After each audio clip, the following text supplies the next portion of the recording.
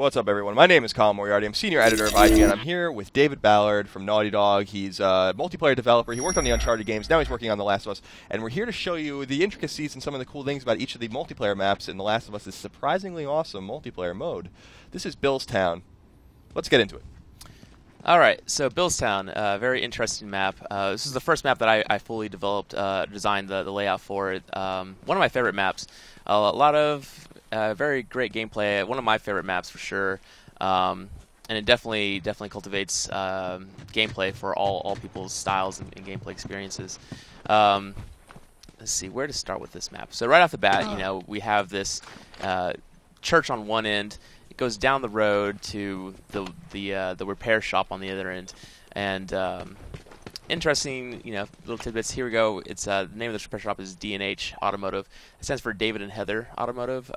David being me and Heather being Heather Serlin, the texture artist for all of the multiplayer maps. She did an incredible job, and honestly, I could not have done it without her. So, big props to Heather. So another big huge change that a lot of people wouldn't recognize about this map is that originally you were able to get on top of this roof. This was the big focus point of this map, and it tested so well in focus testing because people love the verticality, getting up high and looking down. But it all comes down to balance and making sure these maps are fun and that everybody's having a good time. With this downhill map from the church, whoever was down here on the bottom side had a super hard time getting up to the top of this rooftop, whereas these people had an easier time getting up there, and it just created for unbalanced gameplay, which is why we had to cut it, unfortunately, because it was so much fun. But you'll see that this is obviously taken from the Billstown level from single player, where the players meet Bill, and it's a very fun town. A lot of other ways that we iterated on the gameplay of this map and the layout is that originally this church was obviously still a base, but we actually had an entire interior. These doors were all open, and you could actually go up the stairwell. Yeah, the stairwell is the conspicuous, I think, conspicuous sign of that. But it's really great because I've seen a lot of people come up here and hide, and there's been a lot of great gameplay, and they sneak up on some people who've come to there. So it worked out in this way. But getting up into the choir up there, and then actually there was you go through the main area and you come out to the side, and there you can jump out. There was a hole in this wall, and this entire back area right here was playable as well. And so you're cutting these things down because we've gone over this in some other maps where you kind of truncated the map a little bit, and this was really to kind of make the action flow a little bit better, right? So people wouldn't get lost. Yeah, it's fine tuning. You make a map and you play test, and we play test every day at Naughty Dog. I think we have usually around 2:30 every day for about an hour. We have a company-wide test where everybody jumps in and we play it, and it's really important that we play test it. So we know that it's that it's fun, and B, that it's working, and people can then come by the design pit and just drop down, oh hey, I had fun at this moment, or this was a really interesting gameplay experience, and we try and say, okay, how can we create more of those experiences? What can we change about the map to and encourage that more? And one of the cool things that we realized early on was we talked about a little bit about it in another video, but the location of these lock boxes with the cache items, so usually these actually can, in a lot of maps, determine a lot of the flow for a lot of people, and because the placement of that first lockbox, and because of it, the other team can try and guess where that team's going to go. So by going the other way, they can try and outsmart the other team, and just based on their lockbox locations, which creates interesting gameplay and strategy.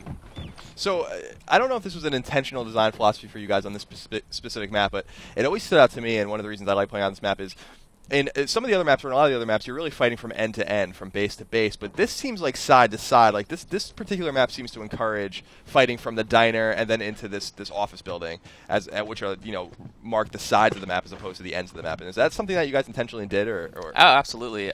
So every map has to start, right? And so the bases are just a way for the matches to start. And you'll notice that you're not going to spawn too often at the bases, from there on out. And you do a few times, but we want to encourage the long gameplay, from one side of the map to the other. But then we want to create the intricate counters where people get inside these side routes, like for instance this is the town hall, right? And there's a lot of really awesome gameplay. This is actually this entire downstairs here. This was all Bruce Straley, game director at Naughty Dog. This was his idea. Originally, this was a very small small area, and there wasn't a lot of gameplay in here. And then he's like, let's open it up. Let's create this really cool, get down here and you're stealthing around, and I've just had so many really fun gameplay experiences and sneaking up people, dropping bombs on the lockbox and whatnot. And the point of that is, if you can win this position, okay, now awesome, I own, like, your team owns the the clock tower, so now I'm going to come in here and now I have advantage, and you can really defend it very well. So now the team has to kind of go and choose a different way to approach the clock tower, and there's just so much strategy involved, and it just takes a lot of iteration and focus testing, and not only just internal focus testing like I was talking about with internal play tests, but also with we had focus testers come in from outside the company, and they gave their feedback to us, and it was just absolutely invaluable to balancing and tuning both the maps and the gameplay. And one of the great things about this town hall situation too that I always loved, especially I have my character's a little higher level, and so I have the ability to crouch down and be stealthy so no one can see me in listen mode. But when people don't have that, I love the ambiguity of being in the building and seeing people crouching and slinking around, but it's not always clear what level they're on, where they're at. The building is so wide and or so long rather, and obviously multi-tiered that I always find like great action in the building, trying to flank people up these stairs and back around, and the other way as well. It seems like this is like really the focal point of the game, or the focal point of the map when you're playing over here. Yeah, and I think that draws back to like I said, being able to originally get up on top of the rooftop, and this clock tower. Actually, this was Nate Wells' biggest contribution to this map. Is he came with this clock tower, and originally we were able to get into this thing.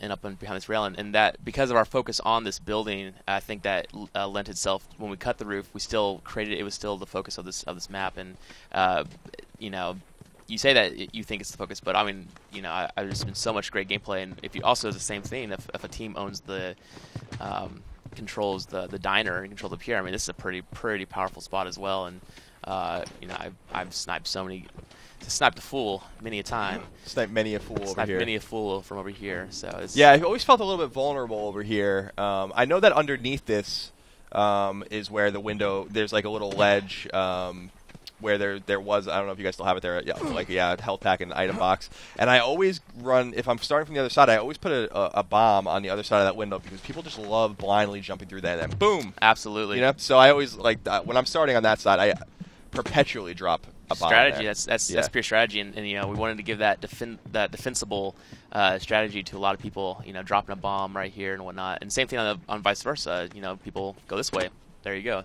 Right back at you, and it's just really important to give those kind of gameplay options to people and whatnot. So and of course always just if you're ever in doubt at a windowsill, go to listen mode and you can see if the bomb's right on the other side of the window. Some people just be rushing around. Yeah. I fall prey to it all the time myself, so it's no big deal. So any other interesting little Easter eggs or any other philosophies you want to share with us before we wrap this video up, David? I mean, philosophy. Actually, this is the same thing as on the lakeside. One thing I always do is I always kind of run out here and get down here and just start marking guys. If they're going to run up into the clock tower, I just run out to this point and start marking, just so my teammates can know and start strategizing. And a great thing is if let's say that their entire team doesn't go there.